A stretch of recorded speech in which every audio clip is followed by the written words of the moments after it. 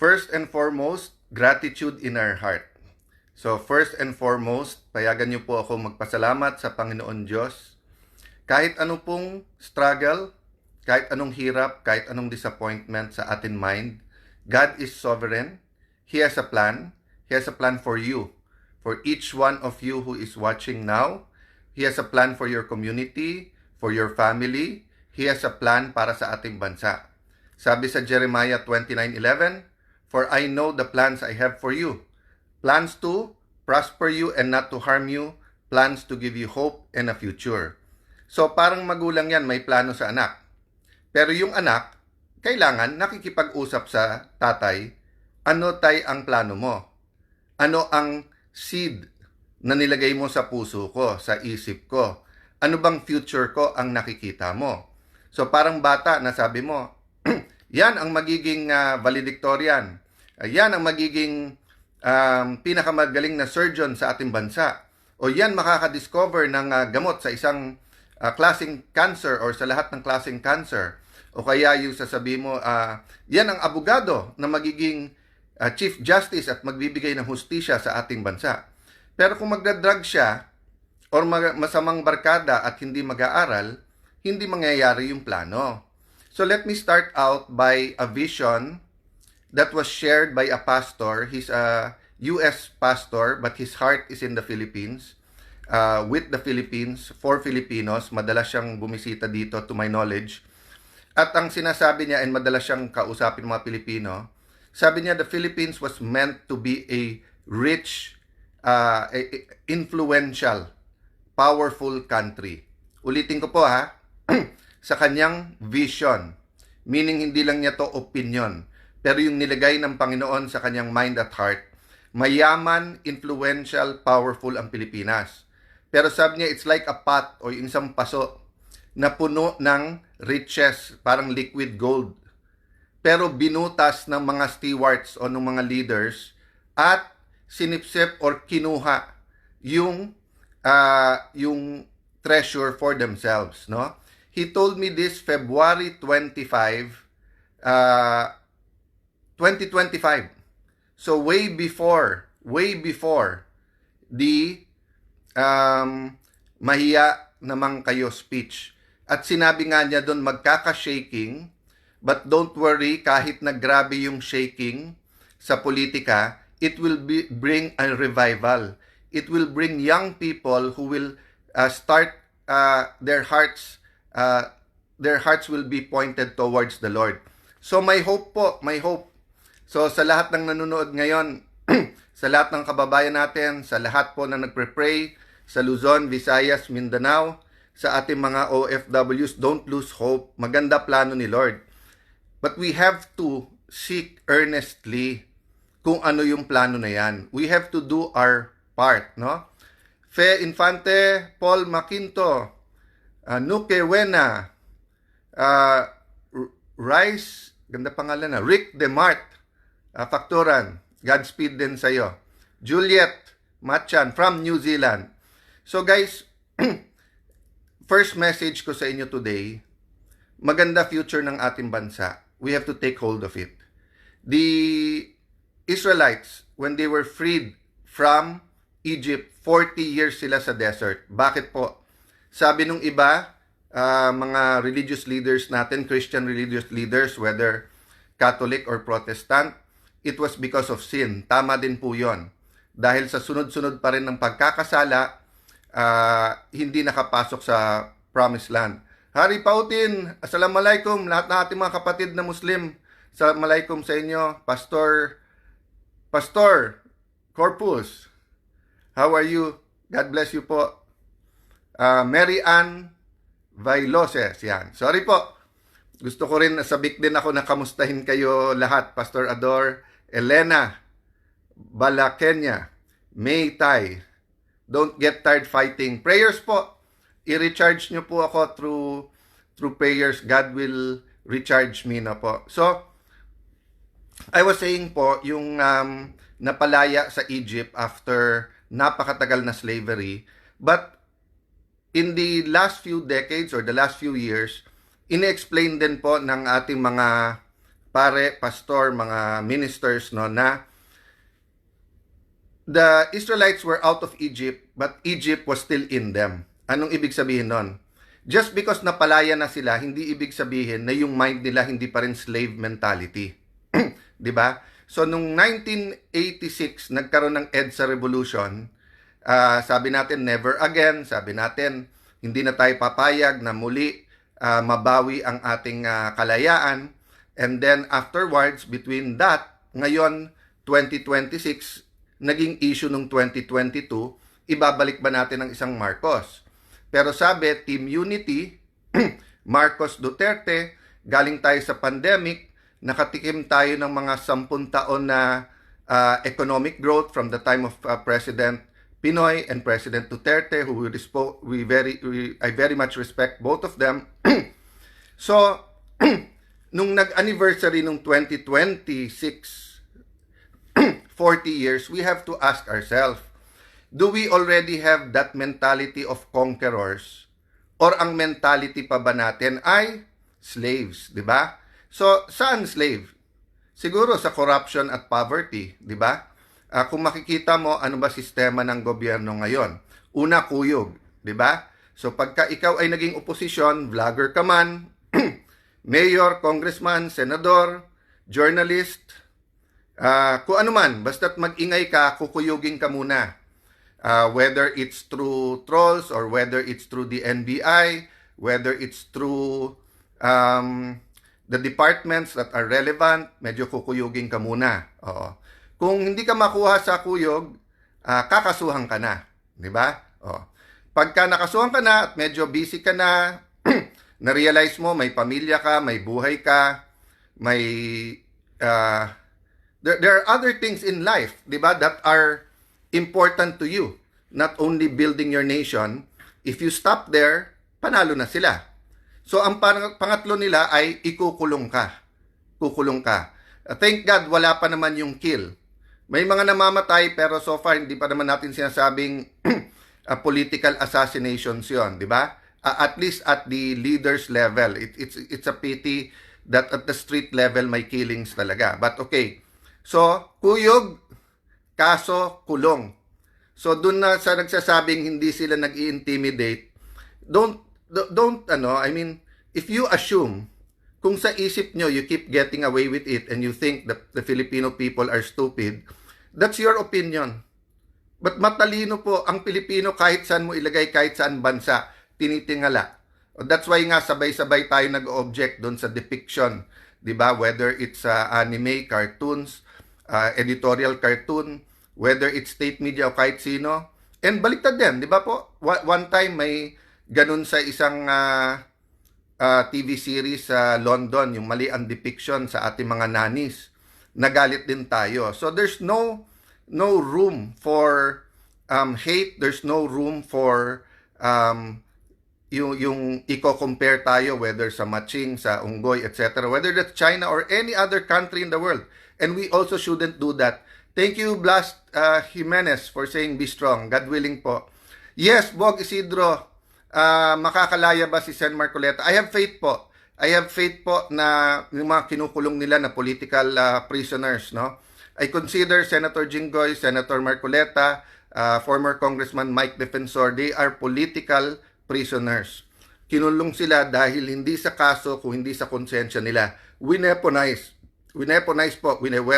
ang DOJ, ang Office of the Ombudsman, not for justice, pero dun sa political ends. We can talk more about that after the SONA, no? Para mas maganda yung discussion. But ang point ko po, tignan nyo po yung KKK, di ba? Kuyog, kaso, kulong. Ano naman yung KKK natin? Unang-una po, katotohanan. We have to fight for the truth. Whether it's in the impeachment, whether it's in the flood control, whether yung mga kinakasuhan, whether it's our dealings, no, in the South China Sea or all over, overall relationship with China, whether it's our relationship with the US, the basis should be truth, katotohanan. Pangalawa po, konstitusyon. Wala pong society ang unlad na walang rules. At dapat po fair at may justice po yung rules na yan. Ang ating pong rules ay yung konstitusyon. Pero ang rule po ngayon ay bend the law. Bend the law. Pati hindi na po bend the law, bend the constitution. Kung ano na lang ang gusto nilang interpretasyon sa batas. At dahil parang ngayon, frat war sa college, wala nang tama't mali. Ang question na lang, sino magkakampit, hindi. Yan. Nagkakaproblema yung buong bansa. When we bend the law, especially when we bend the constitutions, we weaken our institutions. So ano po yung pangatlong K? Corruption. Corruption. When you bend the law, it promotes corruption. So sabi po, unang sinabi ng new majority, huwag kayong mag-alala, hindi na si Senator Lacson ang magiging blue ribbon. So parang nilang inamin na talagang siya, what do you call this, bias doon at ayaw na sa kanya at saka medyo aminin man nila hindi, kung ano na script ng Malacanang, yun na sinusunod ni Senator Lacson at ni Senator Soto noon. Ang problema, ang nilagay, bata din ni Senator, wag ko daw gamitin yung tuta. So, bata din ni Senator Lacson ang nilagay nila dun sa Blue Ribbon Committee. O, nung lumabas na sinabi nung 18 Marines na mukhang may maleta din, mag-i-inhibit naman daw siya at gagawa naman daw siya ng subcommittee. Okay. Nung nag-settle down na, nakuha na nila yung majority, sa kanila na po yung Senate presidency at majority, biglang ang statement po ni Senator Erwin Elegant Tulfo, elegante magsalita di ba? So sabi niya, bakit ba paikot-ikot na lang tayo dyan? Dyan na lang ba iikot ang buhay natin? So makikita nyo po, dina-downplay na. So suddenly, it's not the biggest scam in terms of both yung pera, magnitude, at kung sino mga kasali dito. Di ba? Suddenly, hindi na. Kasi bakit naman dyan iikot ang mundo natin? Ibig sabihin, move on, pabayaan nyo na. Okay. So, nung nag-start na at medyo happy na sila na impeachment mode na tayo, mukhang hindi natutuwa sa pagtatanong ko, pagtatanong ni Senator Amy, lalo sa pagtatanong ni Senator Pia, at saka yung strict adherence namin sa law. Note ha, paulit-ulit. Sabi ni Senator Tito Soto, paraphrase, but basically sinasabi niya, anong rules? Ayaw nung Pinoy na technicality. Gustong gawin entertainment yung impeachment rather than trial. Gulat na gulat ako, pinangalawahan to. 'Di ba nung last session namin, last trial date, sabi parang basically inulit in a lawyerly way ni Senator Pangilinan. Lawyer siya. 'Di ba? Alam naman niya that there is procedural due process. So sabi nga po sa akin ng isang pulis, sir, pinarating sa akin, sir, buhay namin, araw-araw tinataya namin. Nandun sa kalye, huhulihin namin. Ilan beses kami pababalik-balikin sa korte. Ilan buwan yon, umaabot ng taon. Tapos biglang makakawala, tatawanan kami on a technicality. Tapos manunod kami ng impeachment, sasabihin, impeachment to, wag tayong technical, Vice President. So ano pa kaya yung ordinary pickpocket? Ano pa kaya yung ordinary na mga salisigang, mga nambubudol? Paano pa yung mga nambabastos sa ating mga kababayan sa kalye? Technicality, hindi importante. Bakit sa korte importante ang technicality? Guys, gusto din namin matapos na yung impeachment. But it is a trial. It is a court. So we have to act that way. Kaya gulat na gulat ako that a lawyer will speak that way. Having said that, balik tayo kay Erwin Tulfo. So sabi niya, ngayon, relax lang, relax. O, kayo po sumagot. Relax daw, dadating tayo dyan. So ibig sabihin, hintayin natin timing nila sa flood control. At marami na naman daw nakakasuhan. Okay. Remember, I'm the only one, at least I remember, at that level, Senator Patas, na nagsabi, siguro sa laki ng problema na to, sa magnitude ng corruption na to, at sa dami ng kasali dito, baka maganda yung buong generation natin ng politiko mag-resign at isang eleksyon bawal tayong tumakbo lahat. Tahimik si former Senate President Drilon, tahimik. Former Senate President Coco Pimentel, tahimik. Si former Senator Dick Gordon, tahimik. Lahat sila tahimik. Yung wag muna tayong tumakbo. O nung naging Senate President ako, talking head sila bigla. Pare-pareho ang tahol. Kung ano sabihin ng Malacanang, pag sinabi ng Malacanang tahol, tahol naman ng tahol, di ba? So, makikita nyo, ganito din po pagdating sa flood control. Sabi po ni Senator Erwin, ano na ba ebidensya? Sino na bang witnesses? Sobra naman ikaw, Senator. Alam mo, pumunta ka sa radio o TV booth mo, papilain mo ang taong bayan, baka isa-isa kang kung ano sabihin sa'yo sa mukha mo. First and foremost, sinabi ng ombudsman, pwedeng gamitin yung sa 18 Marines, di ba? O, tapos iniisa-isa pa. Napakinggan nyo pa kahit once. Hindi, dinidismiss nyo na. O, pangalawa, yung sinasabi po na Bersamin files. O, hindi naman nag-testify na eh. Pati yung key witness na ginagamit ng gobyerno ngayon. Nung sinabing umabot hanggang sa presidente, ang sagot, si Senator Lacson na, hindi na yung witness ang sumagot. Okay. Sinabi natin po sa mga ahensya ng gobyerno, pati DPWH, mag-submit sa atin. Ano ba talaga ghost? Ano po ang mali lang ang pagkagawa? Alin ang substandard? Hanggang ngayon, sinabit ba sa atin? O yung ICI ba, yung NBI, yung DPWH, lahat sila nag-imbestiga, sinabit ba sa atin? Mag-iisang taon na. So pagkakakampi, may pagkakataon na ayusin muna para hindi magmukhang ghost. Ganun ba? O yun ang lumalabas sa internet, sa lahat ng discussion. Kung yan ay 1, 2, 3 buwan, pinagtatanggol ko pa kayong lahat eh. Ang problema hindi na eh. Mag-iisang taon na. Inventory lang. Maglabas lang kayo. Ano ang budget ng 2023, 24, 25? Saan napunta yan? Nagawa ba? Hindi. So, pagdating po sa witnesses, marami po. Siguro kung 4-5 hearing lang po, nakapila na yan. At even kung gamitin natin witnesses yung DOJ at saka yung NBI, DBM, may lalabas dyan. Ang problema, tatamaan si Senator Erwin. Diba? Kaya nga kinakanti-kanti, medyo pinopoke bear ni Senator Lacson nung umpisa yan sa isang kontraktor. And then, syempre, sa party list nila. So, napakarami yan. I won't go into details now. But, I want you to think about this weekend. Anong KKK ang gusto nyo? Kuyog, kaso kulong, or katotohanan, konstitusyon, at paglaban sa korupsyon. We have 2 choices. Pray, be active, discuss, kumilos po tayo. Parating na po talaga yung panahon na basta't kaaway nila, ikukulong nila, mga kababayan. Yan na po talaga ang pattern. Kuyog, kaso, kulong. Yung kaso po na yan, targeted na po yan, weaponized na yan. Kahit ano sabihin mo, di kahon na yan. So, ganyan din po sa impeachment. Sabi nila, 2/3, 16.